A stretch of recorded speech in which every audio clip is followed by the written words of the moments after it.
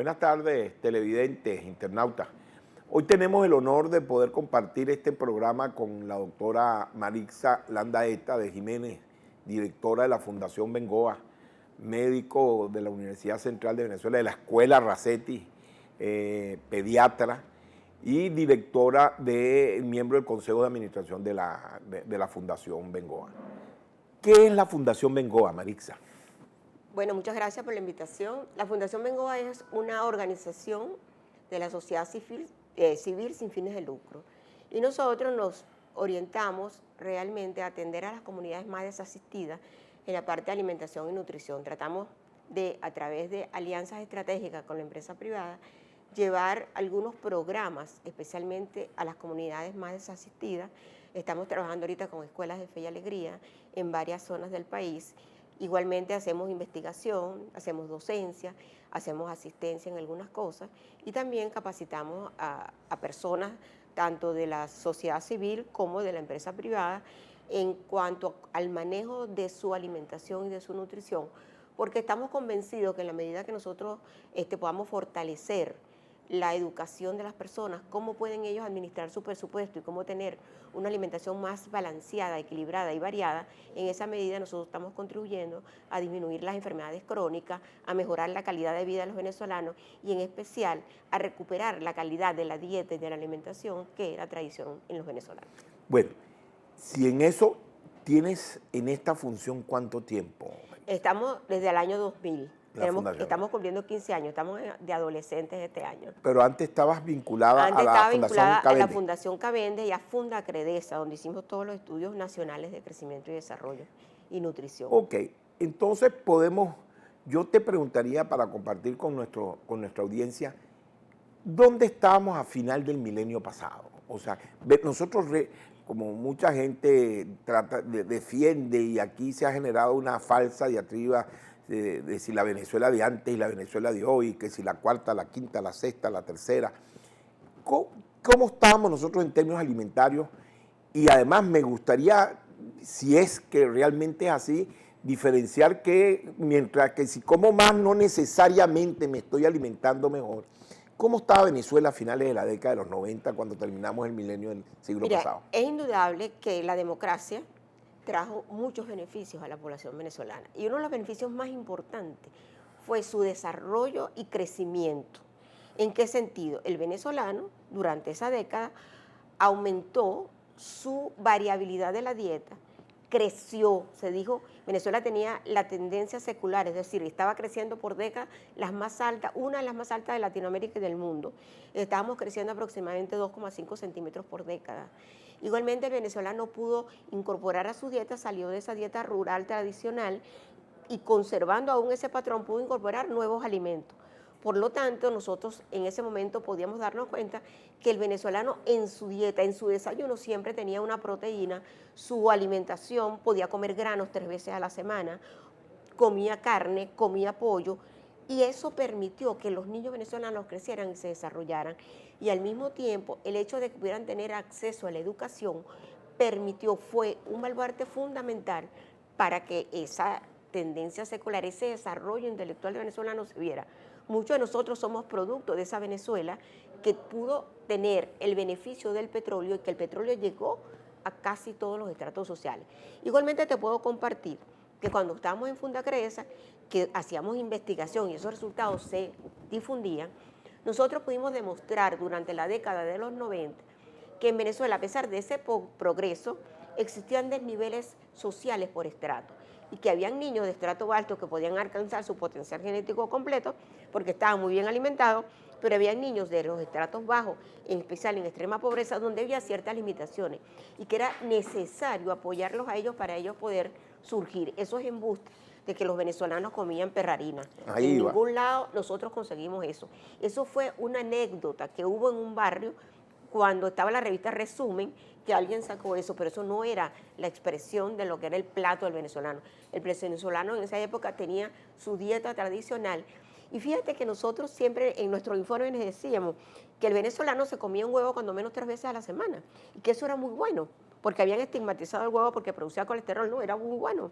Y era muy bueno que se comía carne, que se comiera pescado, tanto más En esa época nosotros recomendábamos que se comiera sardina. ¿Y sabe lo que nos decía la gente? Sardina, eso es alimento pobre. Y ahora ni siquiera sardinas los venezolanos pueden comer. Ah, ok. Entonces nosotros a finales de la década de los 90 no era que Venezuela era la alimentación era paupérrima, la alimentación era mala. Nosotros teníamos un proceso de crecimiento, mejoramiento y de logro de seguridad alimentaria que es largo, tedioso, pero que obedecía a una política de desarrollo. Desde luego. Y fíjate tú que aquí en Venezuela había metas nutricionales, se sabía cuánto había que producir, cuánto había que importar para poder tener tú más o menos una disponibilidad. Los venezolanos siempre tuvieron una disponibilidad segura, es decir, tú podías ir a comprar tus alimentos que necesitabas.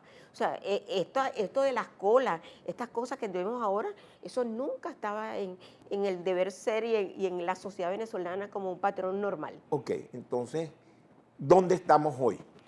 Pero Bueno. sí quisiera, porque si vemos un poco las cifras, yo creo que tampoco nosotros, al César lo que es del César, o sea, ahora no sé si eso que es del César siempre es bueno, pero ciertamente cuando uno ve las cifras del crecimiento del consumo, por lo menos del consumo aparente, vemos que Venezuela creció en volumen en los distintos rubros, en los ciclos cortos, o sea, cereales, frutas, musáceas, etcétera. Crecimos en la producción y en el consumo, en productos de la ganadería, hasta el 2012. Y esta crisis se explota, implosiona a partir del 2012 y estamos un poco en la situación que nosotros hoy vemos, que comparto contigo que en 60, 70 años las colas están hoy, nunca existieron antes, por lo tanto algo está pasando ahorita en la coyuntura. Pero por lo menos en esos primeros 12, 13 años del milenio, nosotros comimos más. Ahora, ¿eso fue bueno? ¿O el comer más no necesariamente es lo bueno? Bueno, tu última frase, no necesariamente lo más es mejor. Sí es verdad, hubo un repunte de la cantidad de alimentos que tenía disponible el venezolano, pero cuando tú analizas la calidad de esos alimentos, no era lo suficientemente buena para mantener lo que llamamos la variabilidad. Por lo tanto, uno de los resultados de esa abundancia fue una obesidad que prácticamente copó la población venezolana. Pero si tú analizabas estos obesos, eran obesos malnutridos, porque en esos obesos conseguías deficiencia de hierro, que es fundamental, conseguías deficiencia de ácido fólico, y eso está reportado por estudios. Así como tú veías que había cantidad de alimentos en volumen, no necesariamente en calidad. Y nosotros por eso decimos que en este proceso de transición alimentaria, Venezuela tuvo los dos problemas fundamentales. Por un lado teníamos el exceso que nos llevó a tener enfermedades cardiovasculares, que nos estamos muriendo de enfermedades del corazón, de diabetes, subió la diabetes, todo este tipo de enfermedades crónicas subieron. Pero al mismo tiempo se mantenía una población con déficits nutricionales de nutrientes específicos. ¿Por qué? Porque no hubo realmente la suficiente planificación para que tú tuvieras disponible una dieta balanceada y variada que permitiera al mismo tiempo que comieras más, comieras con mejor calidad. Esto hizo que, independientemente de lo que veíamos en volumen, teníamos una morbilidad nutricional importante, tanto por déficit, es decir, personas que tenían toda la patología del exceso, como personas que tenían toda la patología del déficit. Esta situación, se agrava a partir del 2012, cuando empieza a caer todo esto, y se agrava porque hay rubros fundamentales de la dieta básica de la población que no están disponibles. Llámese leche, llámese carne, llámese pollo, llámese huevo, y si están disponibles están a unos precios que prácticamente las personas de menor recursos no pueden tener acceso a ellos. Y entonces, ¿qué se ha producido? Se ha producido lo que ya estamos viendo, que ha subido la desnutrición, que han subido los déficits nutricionales, es decir, ahora tenemos mucho más anémicos, tenemos las mujeres embarazadas, que bueno, que son 147.000 el año pasado, por ejemplo, esas muchachas no están bien nutridas, llegan al embarazo malnutridas con desnutrición y ese producto de ese embarazo ya viene con esa espada de Damocles. Es triste decirlo que ya estamos viendo en nuestros hospitales llegar niños, los que logran llegar con desnutrición grave. Y cada vez que hay un desnutrido grave en un hospital, el doctor Bengoa siempre nos decía, por cada desnutrido grave que está en el hospital, porque esa es la punta del iceberg, en esa comunidad hay cuando menos 20 niños que tienen problemas nutricionales. Entonces se ha agravado el problema nutricional y se ha agravado el problema de la angustia del venezolano por alimentarse. La alimentación se ha convertido en el primer detonante de violencia y de angustia de los venezolanos, porque no hay nada más terrible para una madre que no pueda suplir el requerimiento básico que necesita su hijo. Las madres somos nutritivas y para nosotros el centro de la familia es poder garantizar la alimentación de los niños. Me llamó la atención que tú en tu exposición dices, y los niños al nacer, los que llegan al hospital. Y es que en el camino se está quedando muchos niños. Sí, ¿Ha aumentado la mortalidad infantil? Sí, desde luego que sí. Hay muchos niños que se mueren en el camino, no solamente porque no llega al hospital, sino porque no recibe la atención adecuada. La mayoría de los centros, CDI, llámese barrio adentro, están desasistidos, a veces sin médico. Y entonces el paciente llega y lo refieren para los hospitales. Los hospitales están abarrotados de referencias porque la red ambulatoria, la red de salud pública no funciona. Y si no funciona, un niño que comienza con una diarrea, pero que tú no le das el suero de rehidratación oral, se muere rápidamente. En cambio, si ese niño recibe esa atención, ese niño va a recuperarse. Desafortunadamente, ese tránsito en Venezuela está ahorita muy limitado. Y no estamos inventando la pólvora. Todos los días sale, no hay sueros de rehidratación oral, no se consiguen los medicamentos para atender a los niños, los básicos para atender una diarrea, para atender una fiebre. Entonces sí, en el camino se están muriendo muchos. Lamentablemente no tenemos cifras. Okay. Y no las vamos a tener. Y, perdona la digresión, y entonces, ¿cómo nos da la FAO un premio porque estamos logrando las metas del milenio? Bueno, empecemos por aclarar que ese premio es con datos del año 2011. Ajá. Empecemos por ahí. Bien importante. Son cifras que no es la realidad pero actual. También, y disculpa que te interrumpa, pero también me dijiste que si teníamos cifras, porque por lo menos en la producción agrícola, a partir del 2007, aquí no hay cifras. Lo que tú consigues es lo que se consigue en las memorias y cuentas, que la memoria y cuenta de un ministro no es más que el informe político que da el ministro de su gestión a la asamblea. Por lo tanto, se paga y se da el vuelto, porque él puede decir ahí, pero no lo soportan. En términos de alimentación, dijiste algo también que si la cifra.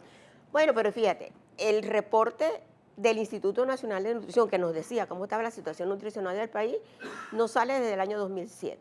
Qué casualidad. Se hizo una encuesta en el 2012 sobre una encuesta de alimentación y los datos están publicados en la página del INE. Y está la encuesta de seguimiento del consumo, que esa se viene publicando con cierto retraso, pero se publica. Pero ¿qué nos está diciendo la encuesta de seguimiento del consumo? Que el consumo en Venezuela, a partir del año 2012, cayó significativamente. Y te puedo decir que en la última encuesta, en una de las últimas, el promedio de consumo de pollo, persona a día, son 15 gramos. La leche está igualita. O sea, la leche se redujo a una cosa mínima. Y el patrón de alimentación del venezolano está sustentado básicamente por carbohidratos y grasas. Es decir, cereales y grasas, y que el aporte proteico de la carne, de las proteínas, del pollo, del huevo, eso prácticamente desapareció. Y la leche, fíjate que en los estratos bajos, más bajos, no están consumiendo leche. Tú dices que a partir del 2012 cayó el consumo, pero nos dieron un premio entonces en el 14, en base a cifras del 2011, sí. Y nadie desmintió eso. Nadie, porque ¿qué hizo la FAO? Producción, datos de producción que manda el Estado, le aplicaron el índice donde ellos calculan todo el que ha consumido más de 1.700 calorías, estamos muy bien. Cuando aplican eso, nosotros aparecíamos muy bien, porque acuérdate que la disponibilidad, tú lo sabes muy bien, ellos mantuvieron una disponibilidad que llegó a tener 3.700 calorías. Pero la FAO no tiene aquí una oficina que hace monitoreo diario, para eso tienen una oficina aquí. Mira, nosotros... ¿Y qué dice el de la FAO de aquí, es que él no hace cola? Te puedo contar que nosotros, un grupo de nosotros en la Universidad Central, Fundación Bengoa, fuimos a la FAO y nos entrevistamos con ellos. Y en la entrevista nos dijeron que ellos eran como unos embajadores y que ellos tenían que creer los datos que el gobierno les daba. O sea, ellos no tienen nada. Nosotros les sugerimos, ¿cómo es posible que ustedes, teniendo en Venezuela, porque nosotros tenemos datos de investigaciones, eso no se tome en cuenta? Dijeron que no, porque ellos tienen su cosa política y es a través de lo que el Estado manda. Y casi todos los organismos internacionales, todo lo que usan son los datos que manda el Estado venezolano. Y fíjate que ellos mandan información según la cual en Venezuela no hay desnutrición. En Venezuela lo que hay es obesidad. 60% de los venezolanos, según los datos del Instituto Nacional de Nutrición, estamos obesos. O sea que entonces aquí no hay abastecimiento de alimentos porque estamos en una guerra económica y entonces tampoco hay desnutrición, etcétera, porque estamos en una guerra que será sanitaria. No, porque todos los venezolanos estamos comiendo demasiado y estamos obesos. O sea que nos gustan las colas. Sí, no, y además, yo no sé, la gente va a la cola porque quiere comprar mucho alimento y comer, según ok, ellos. está bien. Pero nosotros lo que estamos viendo es que viene subiendo la desnutrición. Ya va a terminar el programa y no quisiera despedirnos si nos dijera un poco si hay un cambio, qué se debe hacer para poder recuperar la estabilidad, sobre todo esa infancia en términos de nutrición. Bueno, primero hay que darle prioridad a atender a la infancia y a las mujeres embarazadas. Eso es una cosa prioritaria en el país. ¿Cómo hacerlo? Venezuela tiene experiencia de programas exitosos para proteger a la niñez. Esos programas que fueron una maravilla, llámese hogares de cuidado diario, llámese programa de alimentación escolar, esos programas hay que fortalecerlos. Hay que fortalecer a la familia, porque nosotros tenemos que garantizar una disponibilidad mínima de calorías, volver a lo que éramos antes. Nosotros sabemos que tenemos que tener una disponibilidad calórica en nuestras metas nutricionales de tantas calorías promedio. En el escenario más bajo, el doctor Bengoa siempre decía 1.700 calorías promedio población, en el escenario más bajo. Pero en el escenario ideal deberíamos tener entre 2.300 y 3.000 calorías de disponibilidad, porque acuérdate que ese es el global. Cuando ya tú empiezas y le pones todo lo que es la pérdida y todo eso, eso se reduce más o menos a 2.300 calorías. Tenemos que tener eso, tenemos que proteger a los niños, tenemos que hacer programas focalizados en las comunidades. No puede ser que si yo estoy produciendo en Apure, por ejemplo, granos, en ese preescolar y en esa escuela los niños no comen los granos porque no hay un programa que pueda adecuar la producción local a lo que la gente necesita. Los éxitos que han tenido Brasil en el combate de la alimentación, de la desnutrición, del hambre, Chile, es que pudieron adaptar sus modelos de atención a la producción local. Y ese aprendizaje lo necesitamos en Venezuela. No podemos seguir con programas universales porque la variabilidad que tenemos en el país es muy grande. Entonces, proteger, garantizar. Yo recuerdo que a mí hace muchos años me llamaron unos ganaderos que querían hacer un programa para llevar un cuartico de leche escolar, de leche líquida a las escuelas. Eso lo hicimos, lamentablemente después no se pudo implementar. Pero antes todos los niños venezolanos se tomaban su vaso de leche. ¿Y cómo es posible que ahorita da tristeza que tú vas a una escuela y lo que consigues de lo que le están dando al niño? Porque de paso los programas los tienen a través de la red Medcar, que lo que le dan es lo que hay en Mercal. Entonces, es arroz para comer toda la semana, arroz. ¿Con qué? Con un poquito de pollo, por ejemplo. Entonces, el deterioro de la calidad nutricional también de los programas de atención. La otra cosa súper importante, Rodrigo, no puede haber una buena alimentación si tú no tienes una buena salud. Y la atención preventiva, lo que es garantizar la vacuna, la atención materno-infantil en este país, hay que recuperarla, porque eso es gravísimo lo que ha pasado, que han deteriorado toda la red pública de atención. Bueno, y hay que estimular a nuestros productores, ¿vale? Y usar lo que se consume y lo que se produce en Venezuela. Bueno, muchas gracias, Merixa. Y no me queda más que concluir en este programa, que además creo que vamos a tener que tener un segundo para poder profundizar un poco más en una conclusión de lo último que estaba diciendo Merixa, que no solo es necesario recuperar la producción nacional, como ya lo hemos venido diciendo en otros programas, sino que en alguna forma estamos añorando las condiciones de alimentación y nutricional que teníamos a final del milenio pasado. O sea que el cambio es recuperar las cosas buenas que sí teníamos en otra época. Muchas gracias. Gracias a ti.